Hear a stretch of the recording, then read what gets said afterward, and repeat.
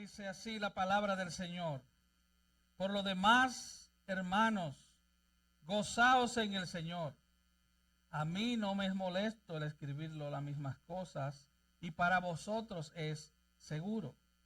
Guardaos de los perros, guardaos de los malos obreros, guardaos de los mutiladores del cuerpo, porque nosotros somos la circuncisión, los que en espíritu servimos a Dios y nos gloriamos en Cristo Jesús, no teniendo confianza en la carne. Padre, gracias por tu palabra. Aplica tu palabra con poder en cada corazón, porque te lo pedimos en el nombre de Jesús. Amén. Puede tomar su lugar. Voy a leer cómo lo dice la Nueva Traducción Viviente. Mis amados hermanos, pase lo que pase, alégrense en el Señor. Nunca me canso de decirles estas cosas y lo hago para proteger su fe.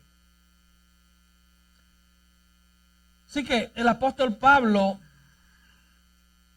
después de darnos mandato de cómo vivir la vida cristiana en obediencia, ocupados en nuestra salvación, una vida de sacrificio, de abnegación por Cristo, de servicio a nuestros hermanos, sin quejarnos cuando nos va mal y sin enorgullecernos cuando nos va bien. Además de darnos el ejemplo por excelencia, que es el ejemplo de Cristo, el cual siendo en forma de Dios no estimó el ser igual a Dios como cosa que aferrarse. Luego nos da tres ilustraciones, la vida misma de Pablo, luego nos habla de su hijo amado Timoteo y luego nos habló de su colaborador Epafrodito.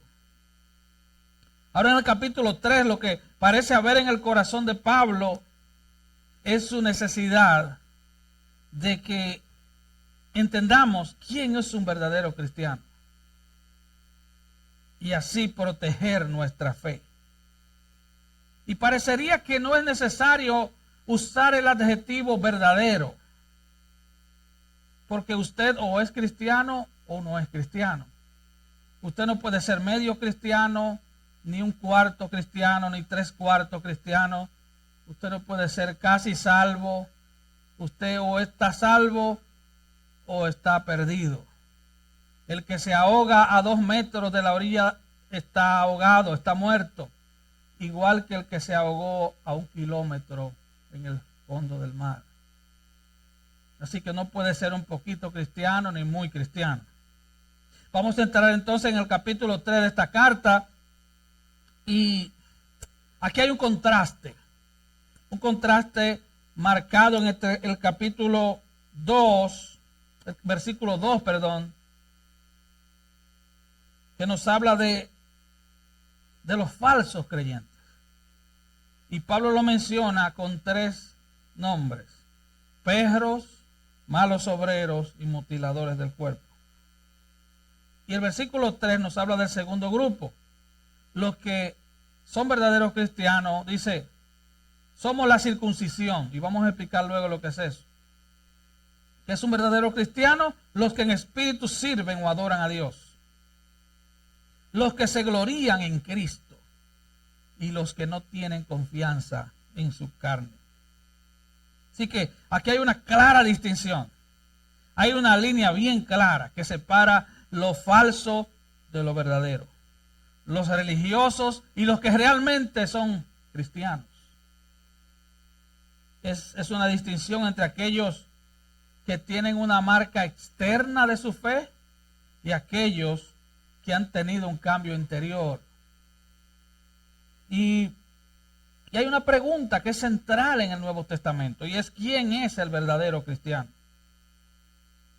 De hecho, podríamos decir que hay 2 grandes preguntas o 2 grandes temas predominantes en todo el Nuevo Testamento, aparte de lo que es la exaltación de Cristo, que es el tema principal de toda la palabra de Dios, la exaltación de Cristo.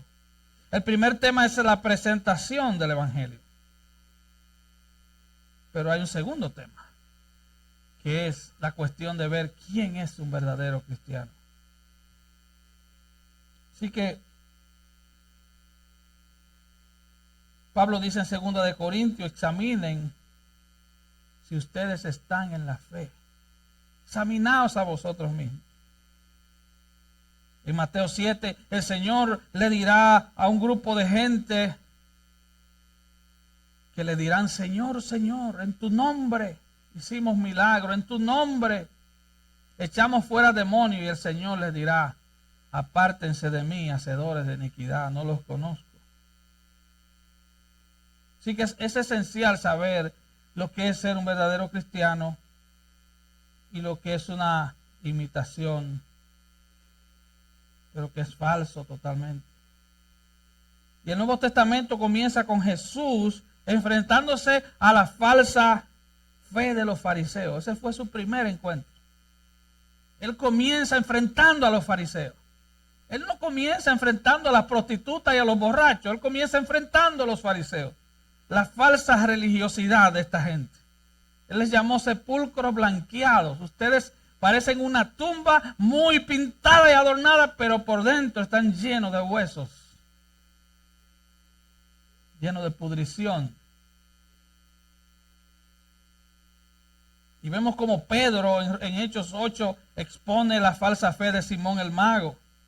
Vemos luego que después de la muerte de Esteban, vemos la historia de Esteban entre Hechos 6 y 7.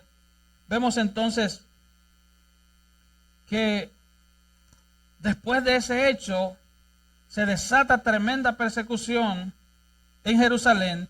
Y Felipe, usted sabe, en los tiempos bíblicos, cuando se armaba una persecución, todo el mundo salía corriendo, pero no era esconderse, era predicar en otros lugares.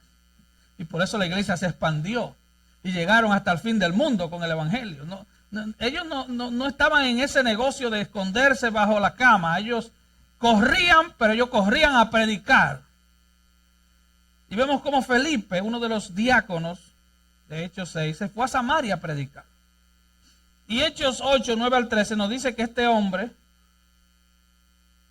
llamado Simón, que era un mago, dice, vamos a buscar Hechos, capítulo 8, versículo 9 al 13, dice: por había un hombre llamado Simón que antes ejercía la magia en aquella ciudad y había engañado a la gente de Samaria haciéndose pasar por algún grande. A este oían atentamente todos, desde el más pequeño hasta el más grande, diciendo: este es el gran poder de Dios. Y le estaban atentos, porque con sus artes mágicas les habían engañado mucho tiempo. Así que aquí se encuentra Felipe con este hombre. Este hombre era un brujo, un mago, era alguien que era usado por Satanás para tener la gente atada. Él hacía magia.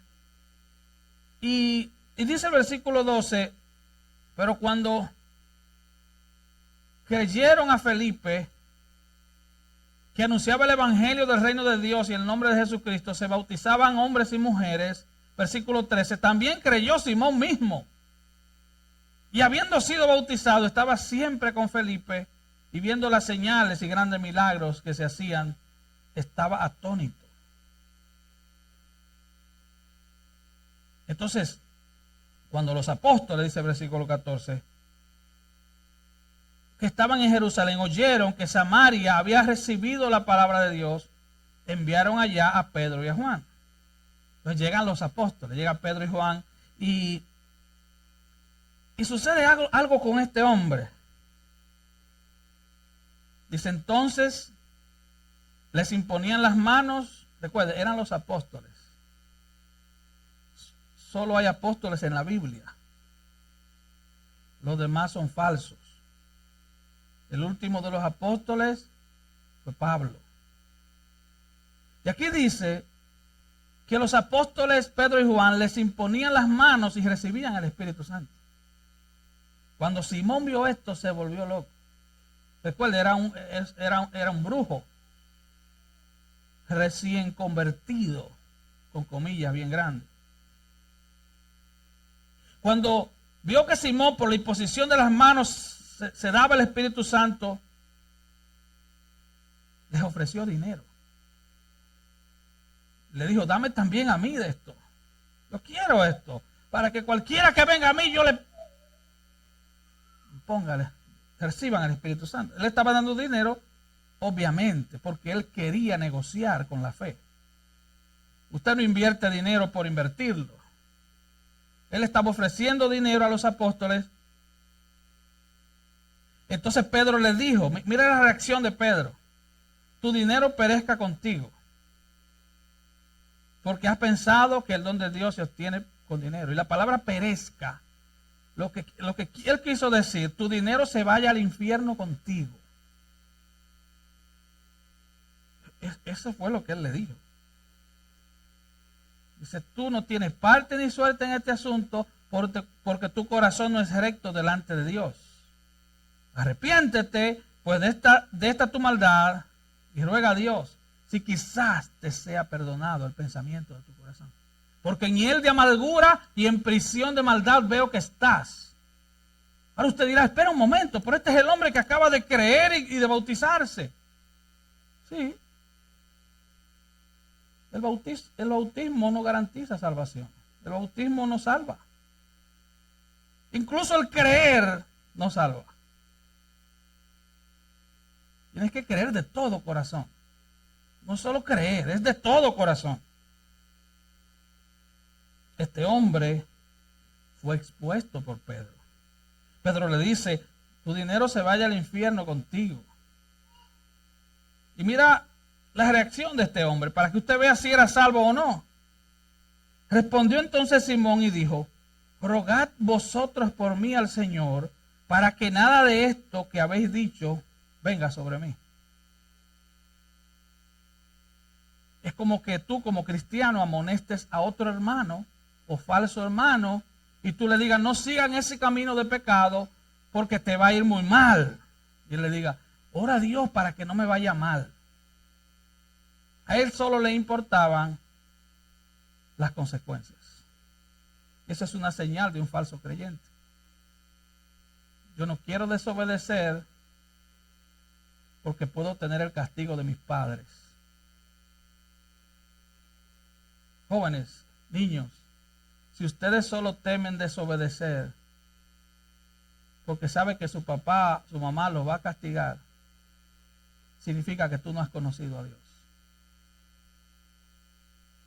Ahora, si tú sabes que Dios te está mirando 24/7, que los ojos de Dios están sobre ti, que le vas a dar cuenta a Dios en el día del juicio, si tú caminas en ese temor y eres reprendido y tú clamas a Dios por misericordia, el Señor va a tener misericordia de ti. Así que, si seguimos en esta línea, vemos como Pablo, en su primer libro, que fue el libro de Gálatas, advierte de la falsa fe de los judaizantes, que querían que los nuevos convertidos observaran la ley de Moisés y se circuncidaran para ser salvos. Vemos luego a Santiago, que describe la diferencia entre una fe viva y una fe muerta. Luego vemos a Judas, el hermano del Señor, que enfrenta las falsificaciones ocultas en la iglesia. Luego vemos a Juan en el Apocalipsis, en las 7 cartas, donde él habla de una iglesia que pensaba que estaba viva, pero que estaba muerta. De otros que eran tibios y él los vomitaría de su boca. De otros que se creían ricos, pero él le dice, ustedes son unos miserables desnudos. Así que en todas las partes del Nuevo Testamento, este es un tema repetitivo. El tema de falsos y verdaderos. Así que de nuevo nos encontramos aquí en el capítulo 3. Y aquí vemos quiénes son verdaderos cristianos. ¿Cómo podríamos definir un cristiano? ¿Qué es un cristiano? Podríamos decir que es alguien que ha creído en Cristo. Podríamos decir que es un hijo de Dios. Podemos decir que es un discípulo. Podríamos decir que es un seguidor de Cristo. Podríamos decir que es alguien que ama a Dios. Pero la mejor forma está aquí en Filipenses 3. Y dice que el versículo 3, porque nosotros somos la circuncisión, los que en espíritu servimos a Dios, los que nos gloriamos en Cristo Jesús. los que no tenemos ninguna confianza en nuestra carne. Esta es una definición bien avanzada de lo que es un verdadero cristiano. Pero antes de llegar a ese contraste entre lo falso y lo verdadero, vemos que Pablo se preocupa. Él se preocupa de que siempre ha sido la estrategia de Satanás infiltrarse en la verdadera iglesia, infiltrarse con las falsas enseñanzas, sembrar cizaña en el trigo. A Dios le interesa tu doctrina, tu teología. Esas son dos palabras que para muchos son malas palabras. Yo sé que hay algunos de ustedes que tal vez todavía le quede algo de esos que dicen, yo no estoy interesado en teología sino en experiencia.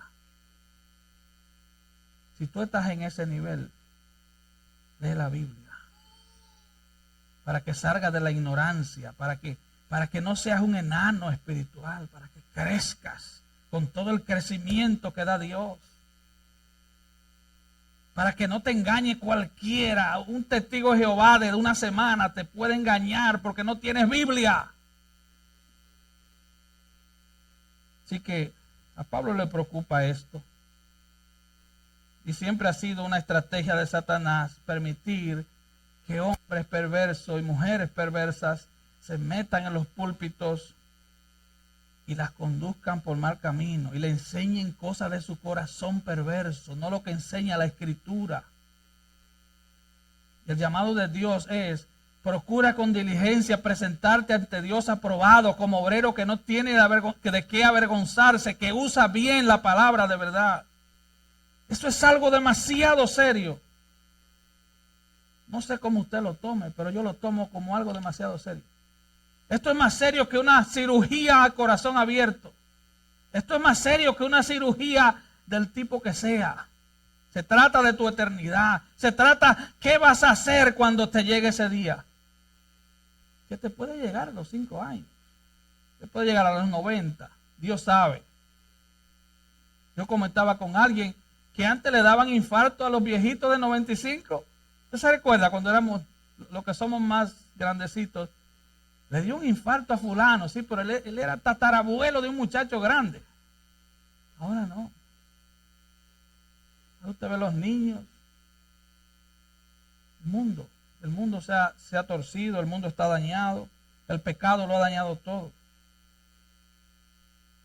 Así que lo que vemos aquí es una advertencia de Pablo para salvaguardar la iglesia. Porque la falsificación siempre está. La falsificación es el punto número 1 en la agenda de Satanás. Si él puede hacerte creer que eres cristiano sin serlo, él ganó. Si él puede hacerte creer que tú vas al cielo cuando tu destino eterno es el infierno, él ganó contigo ya. Él ni siquiera te va a molestar. Él te va a dejar en la iglesia creyendo que tú vas al cielo. Así que Pablo comienza esta sección diciendo: por lo demás, hermanos, gozaos en el Señor.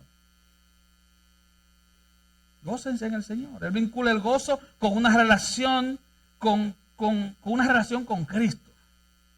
Él no está hablando de felicidad, él está hablando de gozo en el Señor. La felicidad está determinada por las circunstancias.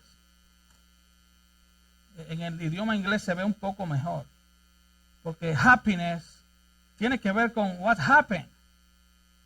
What's happening? Happiness tiene que ver con lo que pasa. La felicidad del mundo tiene que ver con lo que pasa. El gozo del creyente tiene que ver con lo que pasó. Él murió en la cruz por mí. Él pagó mis pecados en esa cruz. Él me perdonó. Yo tengo una herencia eterna. Yo tengo un nuevo nombre. Yo tengo una familia y es la familia de Dios. El cielo se ha abierto para todo aquel que ha creído en Cristo. Así que el gozo en el Señor tiene que ver con esa relación con el Señor. Pablo no está hablando de otro tipo de gozo, sino de un gozo que tiene que ver con nuestra asociación, nuestra relación, nuestra comunión con Dios. El gozo en el Señor nos da una profunda confianza en el futuro.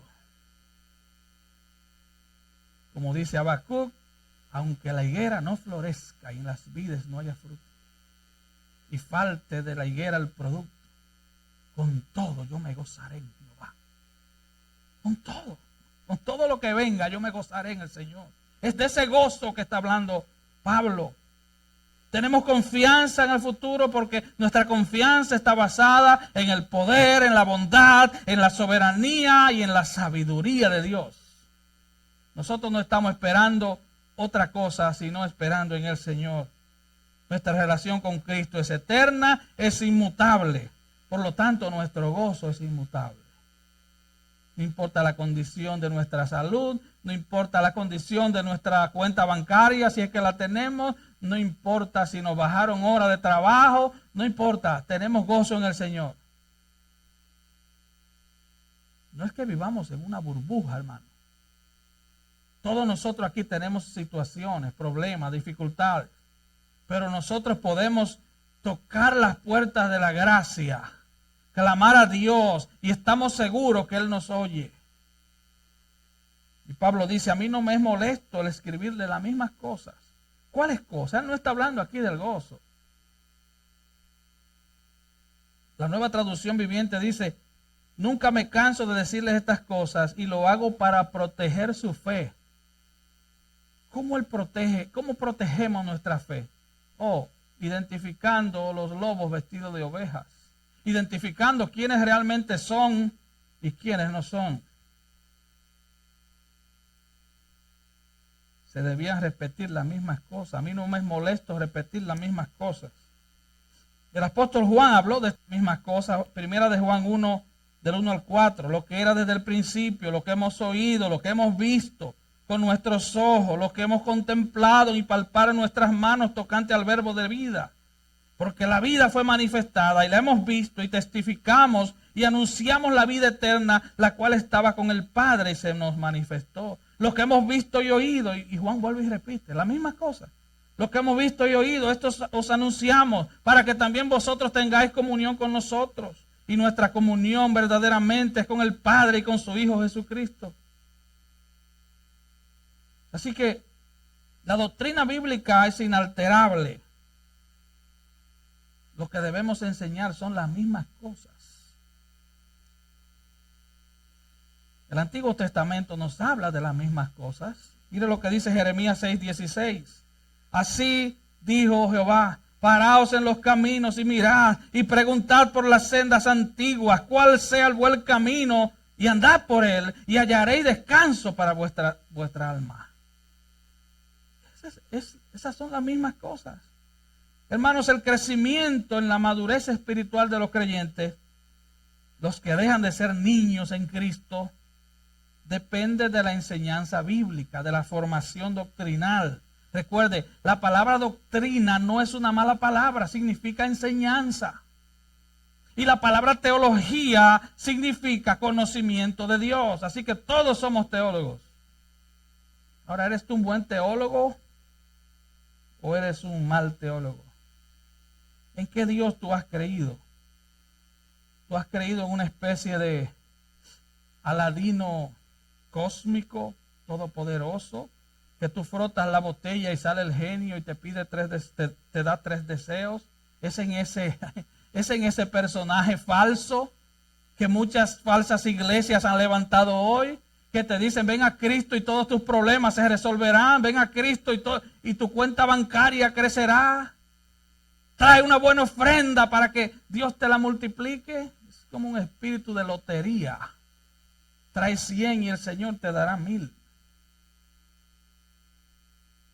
Y esos lugares están llenos porque a la gente del mundo lo que le interesa es eso. No quieren que le confronten su pecado. No quieren que le hablen del juicio ni de la condenación eterna. Quieren simplemente pasarla bien en su viaje al infierno.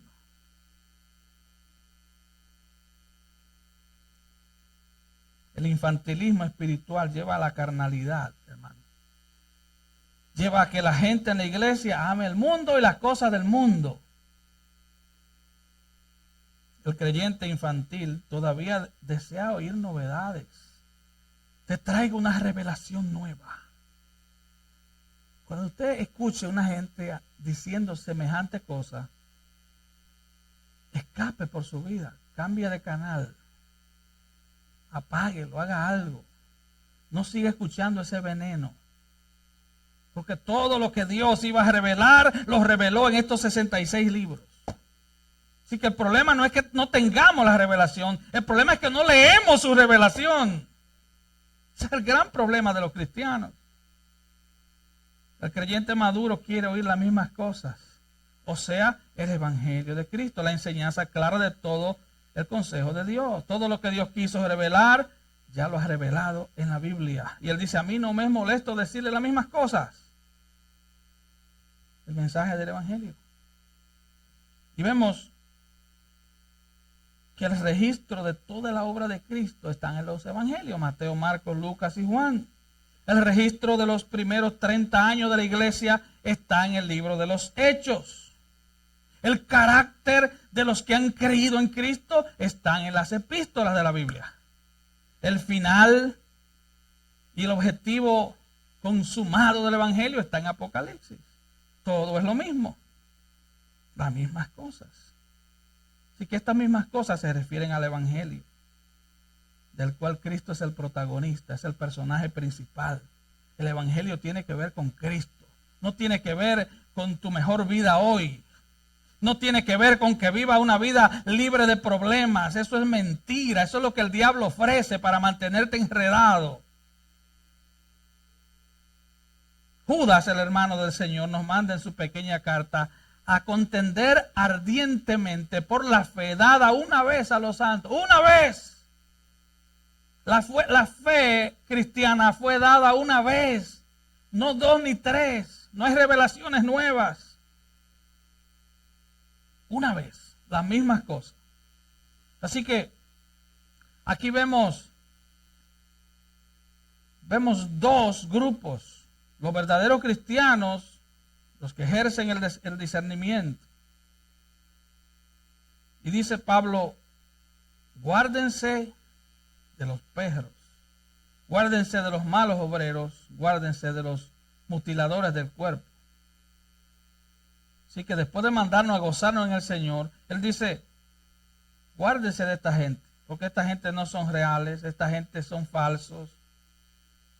Y nadie puede llegar a ser salvo sin entender las verdades fundamentales del evangelio. Tu mente tiene que estar informada del evangelio para tú creer en Cristo. Tu mente tiene que tener la certeza de la fe, de lo que tú has creído. Nunca me canso de decirle estas cosas y lo hago para proteger su fe. Cuídense de los perros. Y ya Pablo le había dicho en Filipenses 1, 27 y 28, solamente que os comportéis como es digno del evangelio, para que sea que yo vaya o que esté ausente, oiga de ustedes que estáis firmes en un mismo espíritu, combatiendo unánimes por la fe del evangelio. Y en nada intimidados por lo que se oponen. O sea, ya les advirtió, hay gente que se oponen a tu fe. Lo que más daño le hace a la iglesia son estos cristianos falsos. El diablo no tiene nada que ver con nosotros. Pero usted lo ve en las páginas sociales, los ve en la televisión, los ve a la vuelta de la esquina, predicando un evangelio atractivo. Un evangelio novedoso. Un evangelio que atrae al mundo. Cuando la misma Biblia dice, no ames el mundo ni las cosas del mundo. Él te ha separado para Él. Eres un pueblo escogido por Él. Nos ha hecho reyes y sacerdotes para Dios. Nos ha trasladado de las tinieblas a la luz. No podemos tener ese hedor apestoso a mundo. Tenemos que ser iglesia del Señor.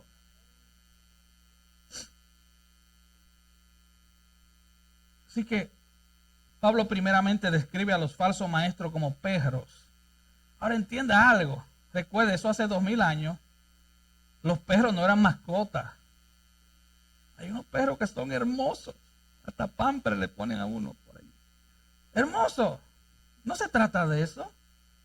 Eran perros carroñeros, eran perros de la calle, salvajes, que mordían la gente, que se alimentaban de basura. En Santo Domingo le llaman viralatas. Perros viralatas, realengos. Pero peligrosos, no como los viralatas dominicanos. Peligrosos, eran perros salvajes. No firulay ahí que andan. Eran animales despreciables. Por eso Pablo usa el término perro. Los judíos en los tiempos bíblicos le llamaban perro a los gentiles.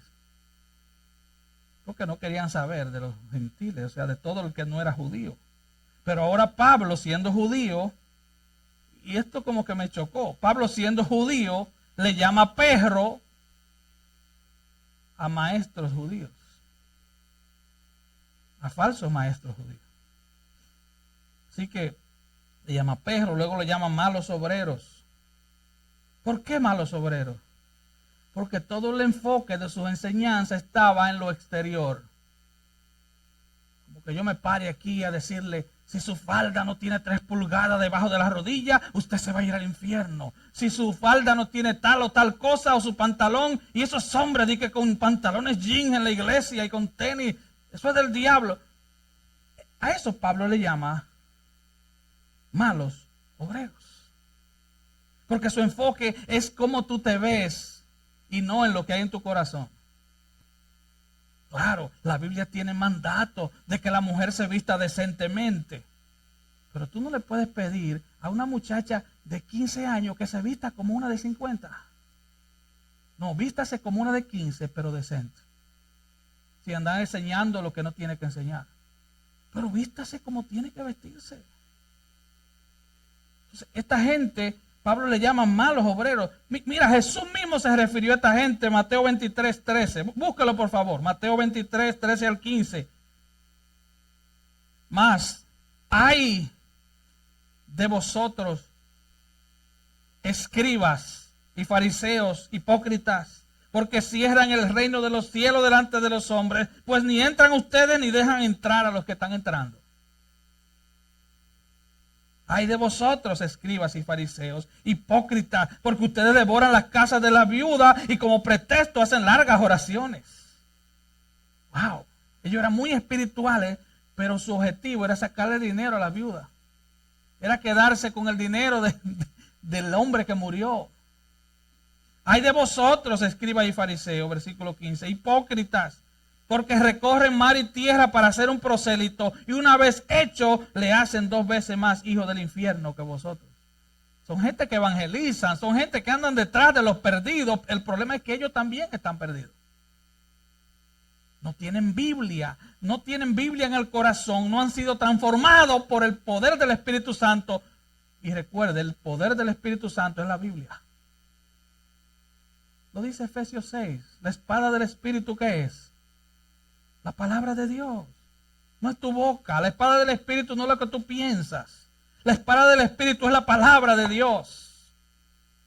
Vamos a leer el 23. Hay de vosotros, escribas y fariseos hipócritas, porque diezmáis la menta y el eneldo y el comino, que eran especies muy pequeñitas, y dejáis lo más importante de la ley, la justicia, la misericordia y la fe. Esto era necesario hacer sin dejar de hacer aquello. Ustedes diezman de lo más mínimo, pero ustedes no aman. Le dedican 20 minutos a orar por las ofrendas y al final predican 15 minutos. Porque el interés es no en la oveja, sino en la lana de la oveja. Y hay gente que ama eso increíblemente. Hay gente que ama ser estafado. Hay gente que prefieren que les mientan porque tienen un corazón perverso. Quieren eso.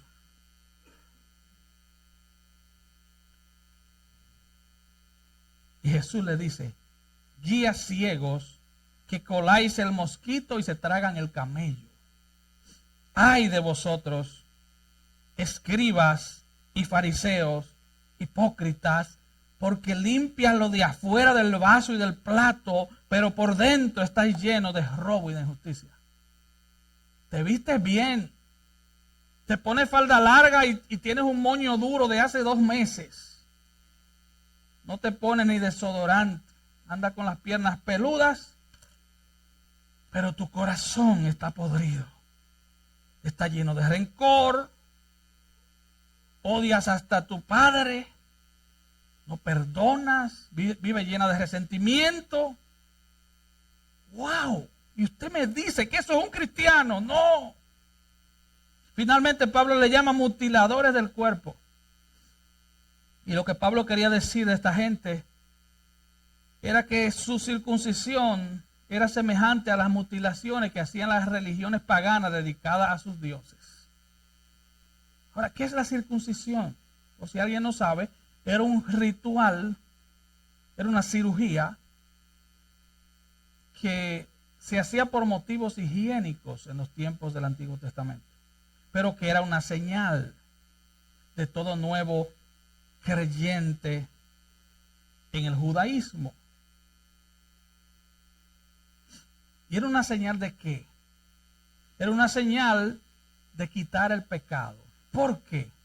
Bueno, porque se creía que en el miembro masculino era el que producía vida.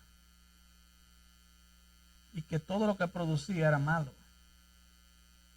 De hecho es así. Todo lo que el hombre produce en sí mismo es malo. Todo lo que nosotros hacemos está infectado por el pecado. Todo. Nuestras conversaciones, nuestros pensamientos, nuestros actos. Hacemos cosas buenas con intenciones malas. Hacemos cosas buenas y nos tiramos un selfie para que nos vean dándole un plato de comida al hermano. Es algo bueno, pero es malo. Porque lo hago para verme bien, para verme como un hombre súper espiritual. Un hombre que ayuda a los pobres. Como un político en campaña.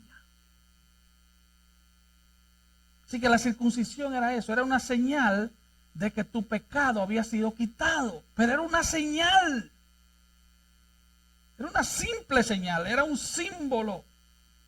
Y en Gálatas 5,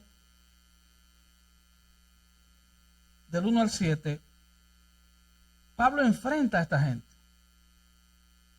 Recuerde, había nacido la iglesia y la mayoría eran judíos. Entonces esta gente le decían, si tú quieres ser salvo, además de creer en Cristo, tú tienes que circuncidarte. Sí. Dice Pablo, Gálatas 5, estad pues firmes en la libertad con que Cristo nos hizo libres y no estéis otra vez sujetos al yugo de esclavitud. He aquí, yo Pablo os digo, que si te circuncida, de nada aprovecha Cristo. En otras palabras, si tu fe es una señal, cuando la realidad de esa señal ya vino, entonces tu fe es vana. La circuncisión era una señal de que tu pecado había sido quitado, pero ¿quién es Cristo? Según Juan el Bautista, el Cordero de Dios que quita el pecado del mundo. Así que ya no es una señal la que te quita el pecado, es Cristo. Yo te digo, dice Pablo, que si te circuncidas, de nada te aprovecha Cristo. Y otra vez testifico a todo hombre que se circuncida, que está obligado a guardar toda la ley. O sea, él está diciendo, ok, tú quieres guardar la ley, guárdala toda. Pero es desde que nazca hasta que te muera. Y el único que pudo hacer eso fue Cristo. Nadie puede hacerlo. Dice, porque de Cristo os desligasteis los que por la ley te justifica, de la gracia habéis caído, porque en Cristo Jesús ni la circuncisión vale algo, ni la incircuncisión, sino la fe que obra por el amor. Ustedes corrían bien, ¿quién los estorbó para no obedecer la verdad? Y en el versículo 2 él dice una palabra durísima. Él dice, ojalá se mutilasen los que los perturban. Él está diciendo, y esto es lo que esto significa, aunque suena ofensivo, pero tengo que decirlo. Él está diciendo a los judaizantes que están mandando a los cristianos a circuncidarse, ojalá se castraran mientras se circuncidan. Es eso lo que dice en el original. Eso es lo que Pablo les quiere decir a estos perros, malos obreros, mutiladores del cuerpo. Ellos enseñaban que si no se circuncidaban no serían salvos. Pablo les advirtió que la circuncisión debía ser la del corazón. De nada vale mi ropa muy modesta. De nada vale, hermano, eso no vale de nada. Cuando el corazón está podrido y lejos de Dios. Yo he oído personas que dicen, ay, yo me convertí, pero yo no voy a la iglesia porque no tengo faldas. Por amor a Dios. Tu falda va a ir al cielo. Ese es el nivel de tu fe. Tu corbata te va a llevar o te va a dar un nivel espiritual más amplio. No. Eso es pervertir la gracia de Dios. Y Romanos 2:28 dice, pues no es judío el que lo es exteriormente, ni es la circuncisión la que se hace exteriormente en la carne, sino que es judío el que lo es en el interior, en la circuncisión. Y la circuncisión es la del corazón, en espíritu, no en la letra. Así que la circuncisión o cualquier ritual o ceremonia externa carece de valor si no refleja un corazón transformado. Vístete decentemente, hermano. Venga con su corbata y su traje. Vístase. Mire, si por ropa fuera, las musulmanas le llevan muchísimo a ustedes. Las monjas también. Entonces son más cristianas que todas ustedes. No. Ábrele la puerta a Cristo. Yo sé que no puedes. Pídele a Cristo que te abra las puertas del corazón. Y Él lo hará. Si tú lo haces de corazón. Quienes enseñan la salvación por obras son promotores de doctrinas de demonios. Eso es lo que dice 1 Timoteo 4:1. Y 2 Timoteo 3:5 dice que tienen apariencia de piedad, pero niegan la eficacia de esa fe, de esa piedad. Y nos vamos al punto 2 bien rapidito, versículo 3. Son los que adoran en espíritu. Los que adoran en espíritu. Y solo voy a mencionar esto, porque el tiempo nos traicionó. Son los que se glorían en Cristo. Y eso lo vamos a ver en la próxima semana. Los verdaderos cristianos adoran en espíritu. Y los verdaderos cristianos se gozan, se glorían en Cristo. En inglés dice, who boast in Christ Jesus. Yo sé, ese es el motivo de su deleite, de su gozo. Ellos saben que no tienen ningún mérito. El verdadero cristiano sabe que es un ser perdido totalmente sin Cristo. Que no tenemos ningún mérito para acercarnos a Dios. No podemos acercarnos a Dios, a menos que lo hagamos a través de Cristo. Que solo Cristo pagó el precio, pagó el rescate, que solo Cristo nos hace aceptos delante del Padre. Solo Cristo quitó la pared que nos dividía del Padre. Solo Cristo hizo posible que ahora no sea un sacerdote el que tenga que interceder por ti, sino que ahora tú eres un sacerdote. El Nuevo Testamento nos enseña el sacerdocio de cada creyente. Y ahí donde tú estás, tú clamas a Dios de todo corazón y Dios te oye. Solo en Cristo, solamente en Cristo, solamente en Él. La salvación, ¿cómo que dice el coro? Se encuentra en Él. No hay otro nombre dado a los hombres, solamente en Cristo, solamente en Él. Gloria a Dios. Aleluya. Ese fue mi primer corito que me aprendí hace algunos años ya. Vamos a adorar al Señor.